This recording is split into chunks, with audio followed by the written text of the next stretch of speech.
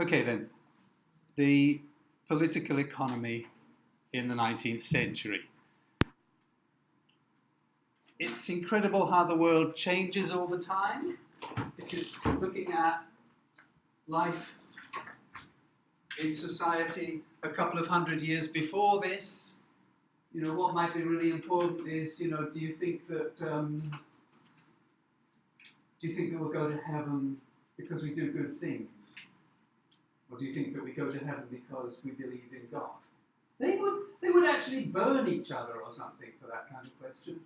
Just a couple of hundred years before Dickens' time, just a few hundred years back. By the time we get to the 19th century, religion is still part of people's lives, and we will talk about it, but society, how society is organized, this world, and how it's shaped, what makes it tick, and what will work and what won't work. Those were the big questions, really. And those are the questions that Dickens is very much involved with. And part of that is the economy, how the money flows, the supply, the demand of products, how it all works, the labour force, okay, how they get employed, the conditions, and basically these are the fabric of society. And Victorian England is very famous for choosing something called laissez-faire capitalism. And laissez-faire, well, it's a French expression. Basically, it means, let it be, leave it alone. Okay, don't interfere with it. Just leave it alone. And from an economic point of view, it's talking about just letting the market sort itself out. Don't try to control the market. Don't put taxes and tariffs. Don't do anything to stop the market. Just let it work the way it naturally wants to work. And people want to pay this price for something. People want to sell it for this price. Let them work it out. Let the market sort out its own problems. Okay? To a large extent, we still follow that idea today, but we're going to see that it's an idea that has practical limitations and problems, and the Victorians were trying to work their way through those problems, just as we are in today's society. We normally think of laissez-faire capitalism and the free market in the context of free enterprise. So free market, free enterprise, laissez-faire capitalism. These things are all very closely connected. We can sometimes use these different words to talk about the same thing. The idea that individuals and companies can develop their businesses, there aren't going to be lots of conditions imposed on them by the central government. Very often people will say, well, the opposite of that is socialism, shakai shugi. So, we tend to see capitalism as a right-wing thing and socialism as a left-wing thing. And we're going to see laissez-faire capitalism in particular as being a right-wing thing. Since left-wing countries also have an economy, they also have to be involved with aspects of capitalism. But we tend to see laissez-faire capitalism as a more right-wing political thing, but it's not really quite as simple as that. Like China is a communist country that's supposedly strongly left-wing, isn't it? All right, but China has embraced basically a laissez-faire policy of economics for the last 30 years. It's just sort of said, no, we'll go for a Western-style economy. We want to enter the world market. We just want to sell our stuff and get stuff bought. Just basically, if you go back 30 years, China was a very different sort of situation. It wasn't developing its economy in that way for political reasons. So it's not simple enough just to say laissez-faire is on the right and socialism or communism are on the left, because all societies, including the one that we're in now, are involved to some extent in a kind of compromise. All right. So if we look at it like this, from that point of view, rather than saying socialism or communism, being the opposite of laissez-faire, we might really say that interventionism is the opposite of laissez-faire. Interventionism is where the government does say, no, we're going to control this, we're going to do this. So looking at it from that point of view, we're breaking down the difference between left and right and just saying, does the government interfere in the market process? That's interventionism. Does it not interfere in the market process? That's laissez-faire. And both the left wing and the right wing do both things, basically. So it's much more complicated than just saying it's laissez-faire is left wing and laissez-faire is right wing, and the opposite is socialism. It's more complex than that, and we'll see that working through Victorian political processes. So I'm bringing this up strongly in reference to Victorian England because very often people say, "Oh yes, Victorian England, laissez-faire economics, laissez-faire politics." That it's sort of famous that that's what the Victorian period was. But again, once we start to look at it, we're going to find that it's a bit more complicated than that.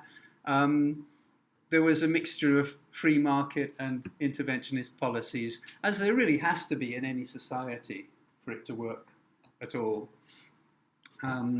So there's a movement across the century as well. As the century develops, there's greater intervention. The government is taking more control of things. So there's a steady kind of move towards interventionism and away from laissez-faire politics. Although overall, the main feature of the period is considered to be laissez-faire by most historians. And there are some who would disagree about it, but mostly that's how they see it. But you're probably going to understand all of this a lot more easily if we look at a very clear example, something really central and important to the Victorian period. And this will bring us into the 1840s, which was a time when things were looking bad across the whole of the United Kingdom, which since 1801 had also included Ireland, and Ireland was where things were looking particularly bad.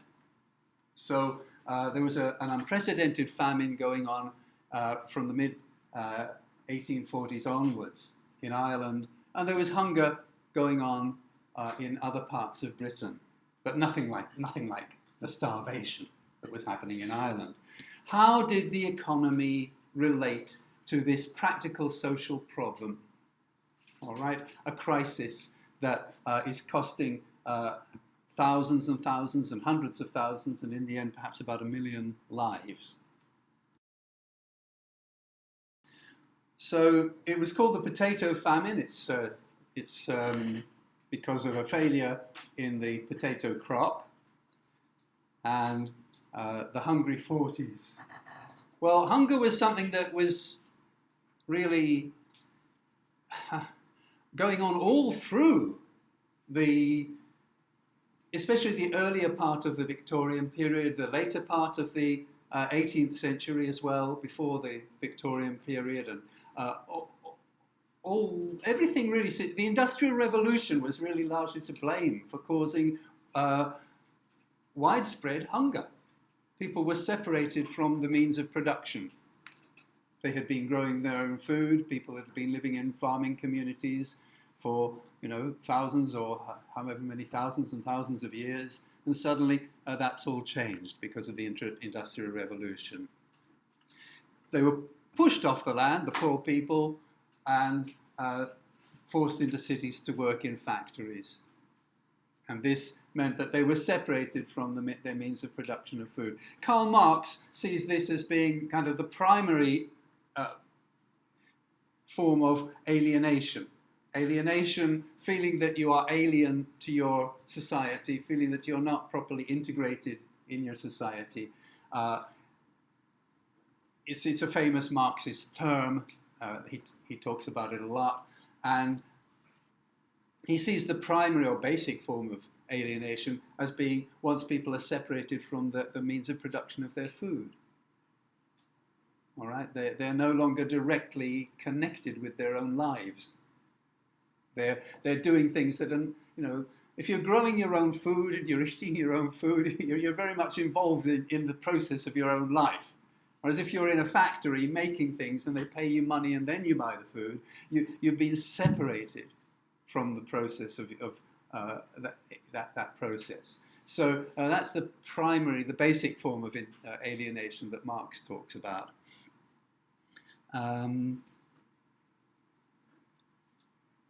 There was also a form of interventionism, and the very right-wing form of interventionism, just to show that interventionism was not always isn't by no means always a left-wing thing. In addition to forcing the poor off the land was then divided among the rich. The public land, the common land that had existed before, was then divided among the rich, and you had very, very rich landowners growing, and the staple crop was wheat, which is also called corn in British English. Be careful, in American English, corn means maize, tomorokoshi, sweet corn. But corn, in this case, the Corn Laws is talking about wheat, mugi. So wheat was grown in vast amounts, and the rich, who were the people who were able to vote and who were the people who formed the government, fixed up a little set of laws to make themselves even richer. They called them the Corn Laws, and the Corn Laws were basically taxes to keep the price of wheat high. If people tried to import cheap wheat from other countries, from Europe, there would be a tariff, there would be a tax at the port. They would have to pay a large amount of money. So then when they sold that wheat, imported wheat, they would have to sell it at a very high price to make back the tax. Okay, so this was Japan actually does the same thing today. Okay, for a completely different reason, not to make the rich rich, but just to keep the Japanese countryside looking the way it does look. To keep those little rice farms that are so typical of Japanese culture and society, so much a part of the image of Japan. Those little rice fields wouldn't exist if rice could be imported at free market prices from other parts of Asia. Basically, because the Japanese economy, it's just not economical to produce rice. Not in terms of the prices that China or Thailand or other countries could produce rice and bring it into Japan. So there's a high tax for those people if they try to bring rice into Japan. Okay, so that's a form of interventionism or protectionism, done for a quite different reason, but it's the same sort of process. And so these taxes were there basically to keep the rich rich, make them even richer, and they made life pretty hard for the poor, who spent a large amount of their income was being spent on basic food. And this is it. I mean, if you read Dickens, it'll be poor families eating bread, drinking water, eating bread, drinking water. Oh, a piece of cheese! The people were subsisting on a very, very basic diet and would make a feast out of a very little. All right? You can find this in Victorian novels time and again. Dickens, if you look at the way that food functions in Dickens's works, you can see, goodness, those poor people, they really didn't eat very well at all. And the rich mostly ate, people seem to eat very few vegetables. It's always like the rich would be eating meat and seafood. And so anyway, basically, these laws were imposing taxes on the import of corn or wheat, just to stop the confusion. And they kept the prices artificially high. And they also had the effect not just of causing the poor people to, suffer through having to pay high prices for food, but they also led to a drop in consumer spending. People didn't have the money to go and buy other things. And you've got this industrial revolution going on that's producing all kinds of products, and that's not working out too well either. It's proving to be a disadvantage because the poor people don't have money to go out and buy things. Okay, so it was negative from that point of view as well. The producers, the factory owners weren't very happy with these corn laws either. Okay. The 1840s is when things start to come to a head. Things start to look really bad. The problem becomes a crisis. There are food shortages, and they are getting worse. And as I said, much, much worse in Ireland. Now, rather than wheat, mugi, in Ireland, the staple crop had been potato, jagaimo. And then the potato crop failed. There was some mysterious disease. They were just reading that recently they think genetically it may have come from Mexico or somewhere like that. It seems to have died out now. It's never happened again. We don't know exactly what happened there. But there was some strange disease that attacked the potato for several years running. And hundreds of thousands of people, perhaps 1 million people, starved to death. And another 2 million people left Ireland at that time because it was just impossible. So if they could get out, they did.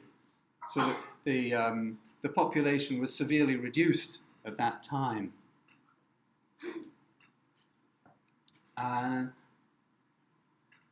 Ireland, before the famine, had its population was the highest it had ever been, 8 million people, about 8 million people. And then after the famine, it never fully recovered, and even today, the population is only 6.5 million, less than it was at the time of the famine. Ireland has become a country that people, young people, will very often want to get out of when they grow up, because it had a little period at the end of the 20th century when its economy was booming, but for most of its history, it's been, the poor cousin of Britain. So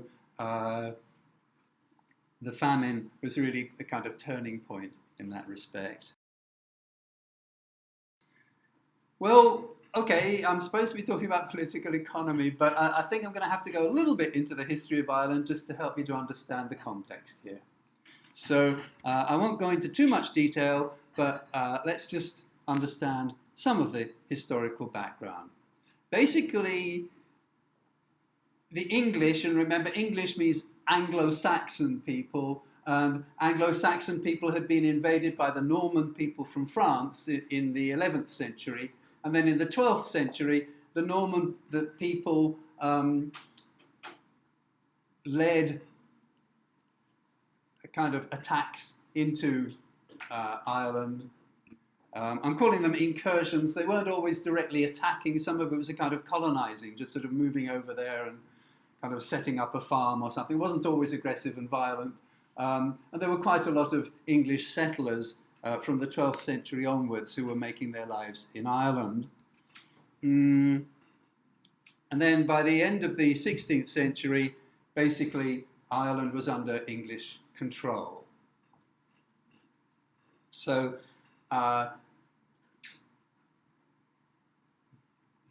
the Irish probably had a worse time than most of the other colonized countries during the British Empire. As we saw last week, Ireland was the one country that did not want to be in the Commonwealth after the empire finished. Okay, they were in it for a while, and they just we're just not really. We just want to forget about it all. Say goodbye to you people. So that's what happened.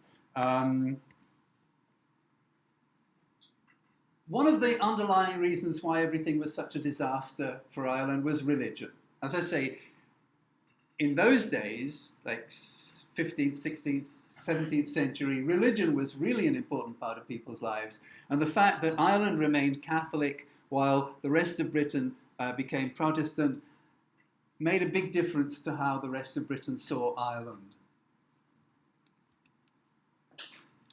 And, okay, you've got these Irish people who are Catholics. They're considered to be lower than the English.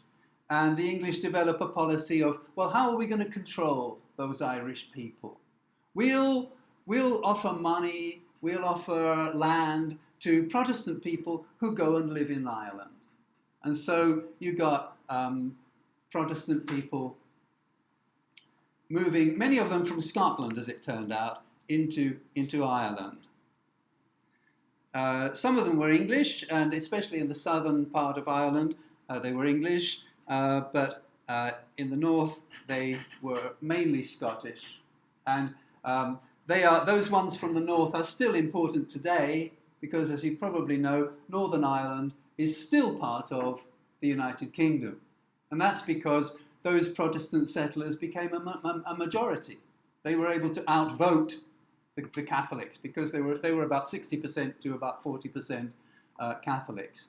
And they wanted very much to stay inside the United Kingdom. And that's why Northern Ireland is still inside the United Kingdom today.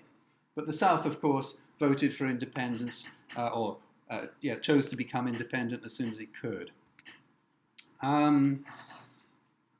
Basically, though, what was happening was that Catholics in Ireland were finding themselves more and more under the control of the Protestant settlers. The Protestant settlers would be the landowners.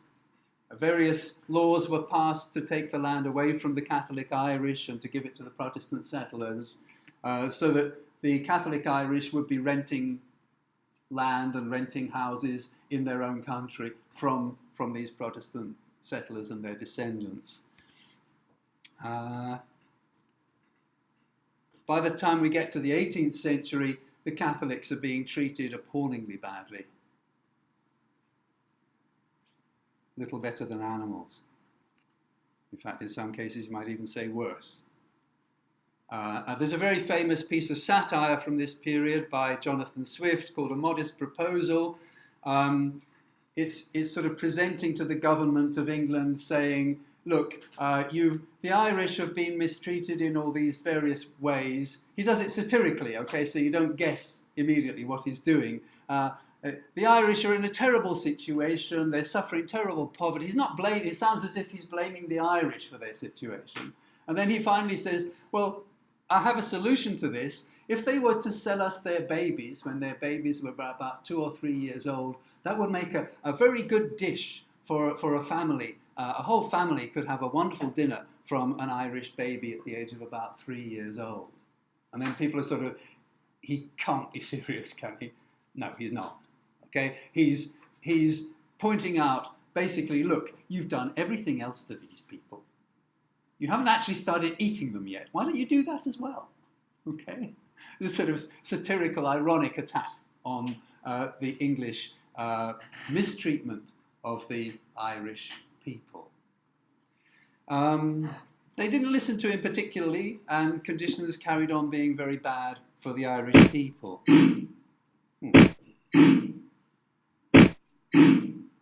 That's a bit noisy, isn't it? Okay. Let's turn it down a bit. Whoops. Turn it down a little bit. Okay, sorry about that. So yeah, you got all these laws that were being passed during this period that Catholics aren't allowed to own a horse that costs more than £5. So £5 in today's money is about 10 yen, so it's sort of like nothing really. And of course, in those days it would be more than that. But a good horse would cost £200 or more. So it was, a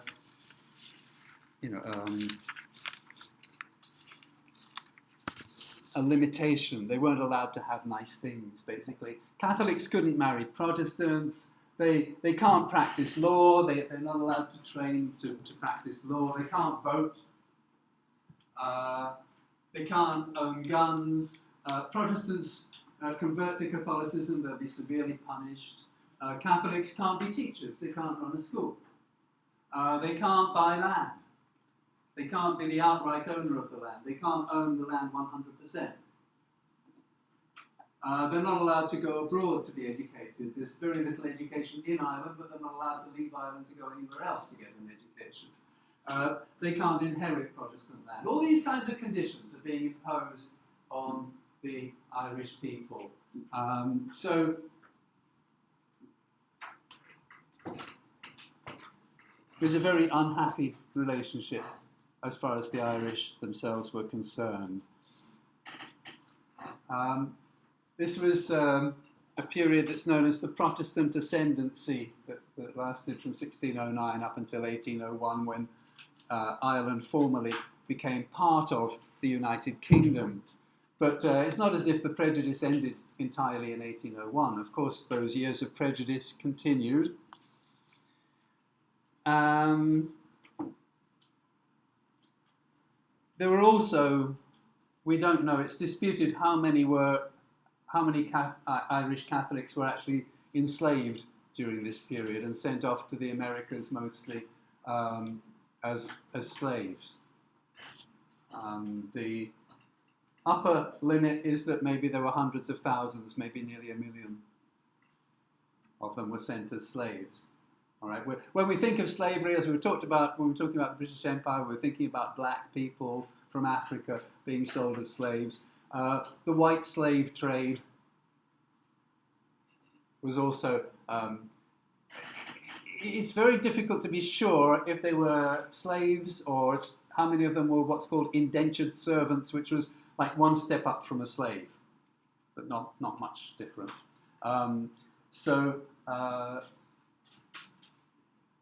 They had no rights, really.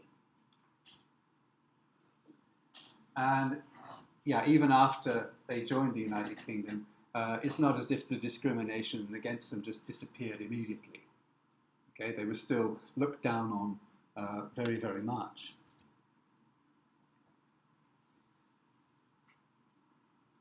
As an example, a mid-Victorian photograph of an Irish woman.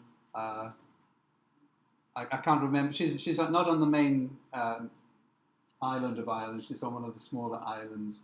But you can see that her life is very, very primitive. The way that she's dressed, the way that she's barefoot, the way that she's collecting water from just a sort of muddy puddle, and the conditions of the houses as well. These houses are one step up, actually, from a lot of Irish houses. The lowest level of Irish house had no windows and was made of mud. Just a door. Okay, so people were forced into living a very, very primitive life, and equally they were forced into the diet of basically potatoes. All right, with very little choice or opportunity to eat anything else. So, okay, now let's go back to the famine and the free market and how all of this plays out.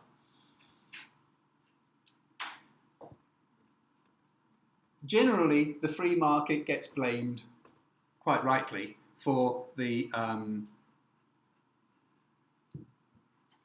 consequences of the famine. And part of this was because of two 18th century works. I've already talked about one of them. We've talked about Malthus and his essay on the principle of population, which is basically saying, look, famines are going to happen. It's nature's way of keeping the population down. Don't worry about it. It's just that's a natural process. You've got to let it happen. Get rid of these people because there's never going to be enough food to feed everybody if we just let the population grow.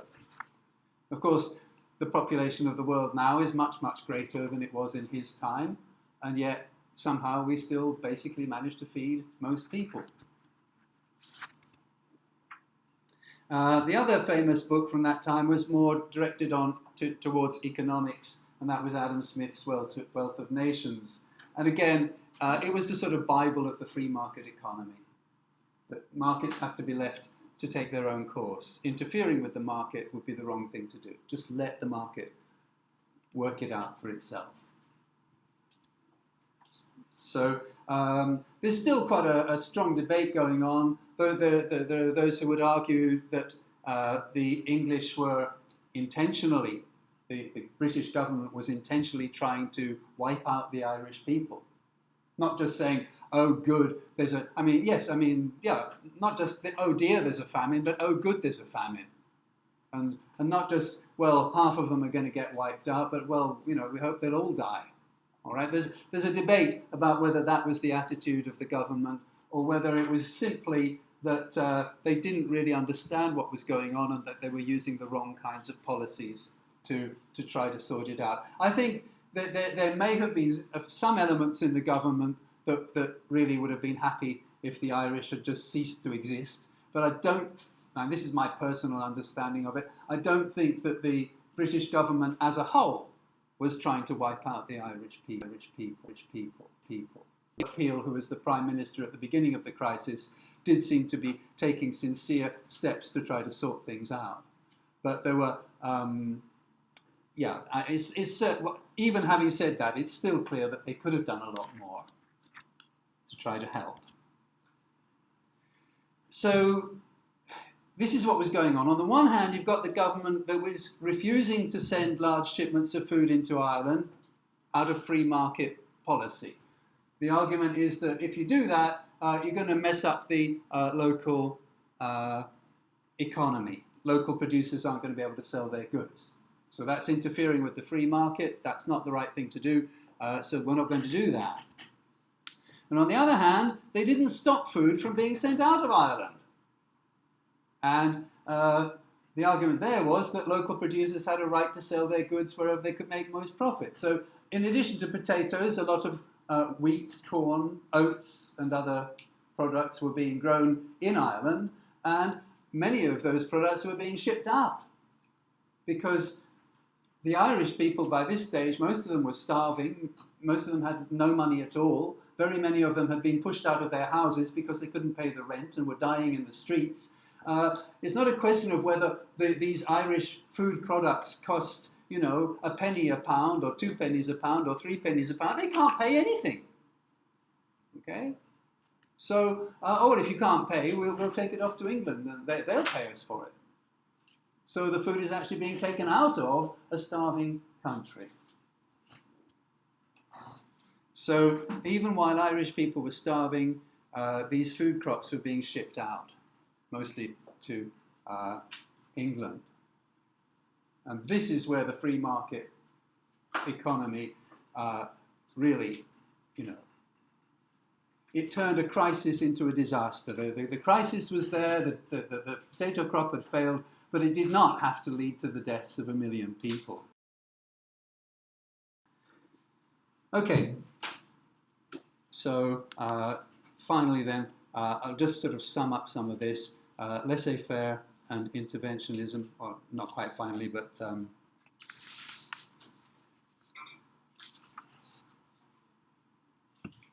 basically these free market policies were directly responsible for causing the tremendous number of deaths in that crisis.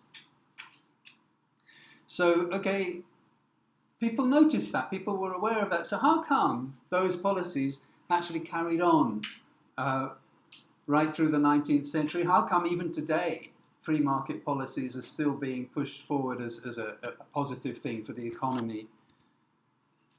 Well, okay, one of the things going back to the Victorian period would be these corn laws that I talked about at the beginning. And that until the time of the famine, before the famine, the main form of intervention in the markets had been these corn laws. And they weren't there for the benefit of the poor people. They were there, as I've said already, to benefit the rich. So interventionism wasn't seen particularly as a way of helping the poor. Robert Peel, as I just mentioned him as the Prime Minister, and he actually took a strong step. He lost his position as Prime Minister in the end, partly because he was fighting to put an end to the corn laws, which were finally stopped during the course of the famine. And his hope was that, if you put an end to this interventionism, the Irish people will have a chance to buy corn and bread at lower prices as an alternative to potatoes. But as I've already explained, these people are not in a position to pay anything by this stage. It had gone too far. They were starving in the streets. So, unfortunately, his actions didn't have the result that he hoped for. And by this stage, you've got millions of Irish people who are simply destitute with nothing at all. And they've got no money, they can't buy corn, they can't buy anything. So freeing up the market, just as I said, means that food that was grown in Ireland was shipped out of the country to England, where people could pay higher prices for it. And yeah, okay, now finally, let's just sum up there. There wasn't a history of intervention being used to help the poor. And the corn laws were just there seemingly to make the rich richer.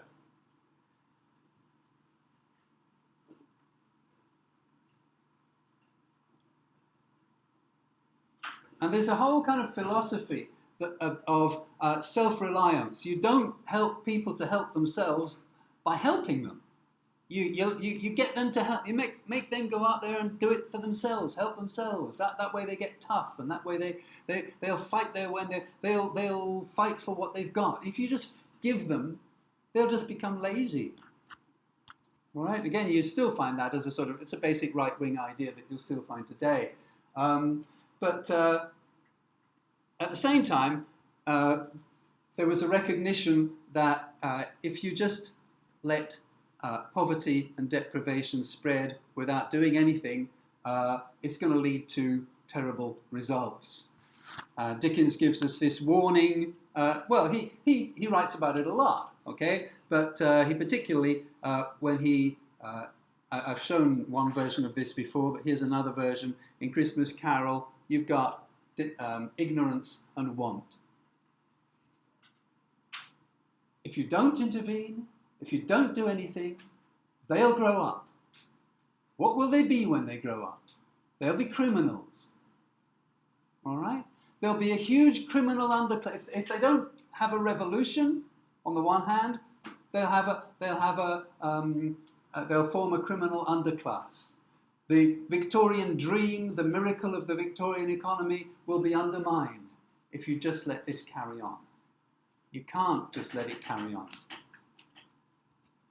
Okay, so there's an awareness that some kind of interventionism is necessary.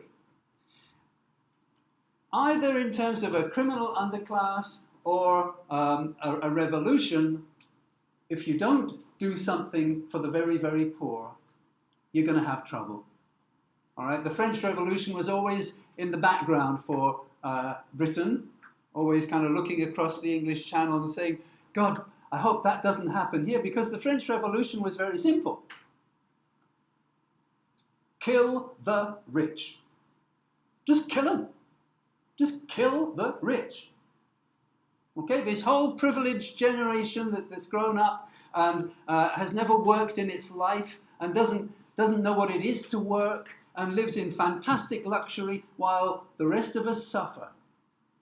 Chop their heads off. Invent a new machine that will chop people's heads off efficiently, so we can chop hundreds of heads off a day. Boom, boom, boom. Okay?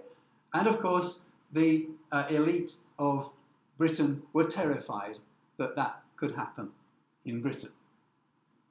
All right, so just from a practical point of view, that was the recognition. You have to do something. You can't just let them die on the streets. So basically, then the government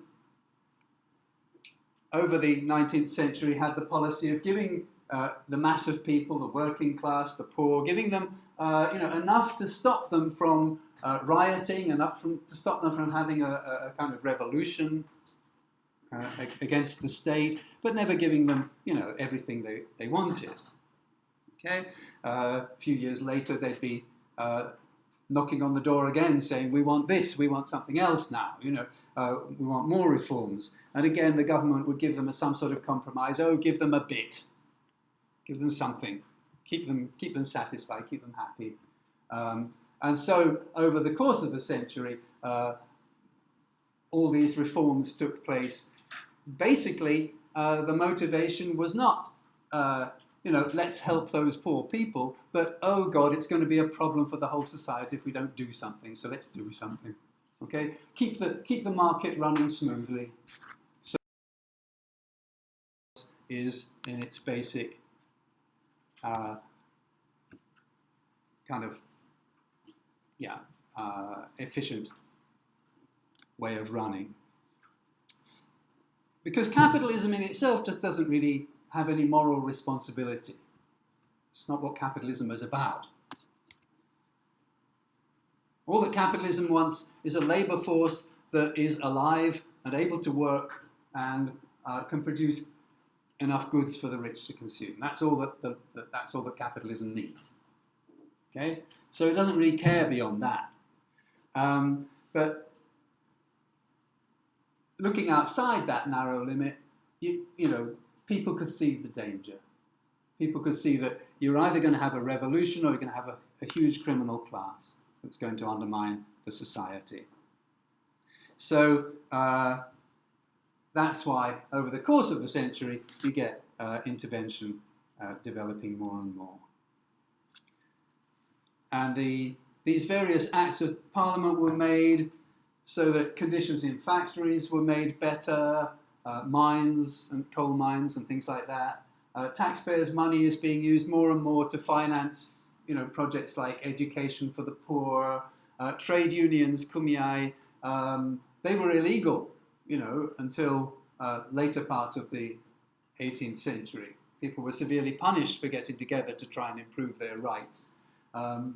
So these kinds of things were developing over the course of the century, but there still wasn't anything like, Hokeng, health insurance, Nenking, old age pensions, those kinds of things. They developed in the 20th century, really.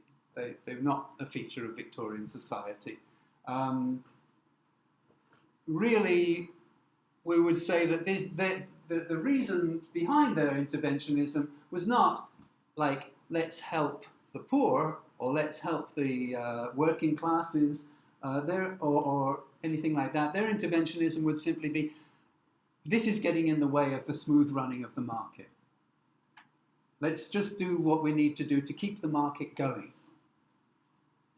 And that would be the main sort of strategic thinking. Okay? Okay, so that's about it then, really, for that particular topic. I haven't talked as much as I wanted to about Dickens's involvement in that. I've said something. There are a few more things I could say, and perhaps we'll bring those up in later classes.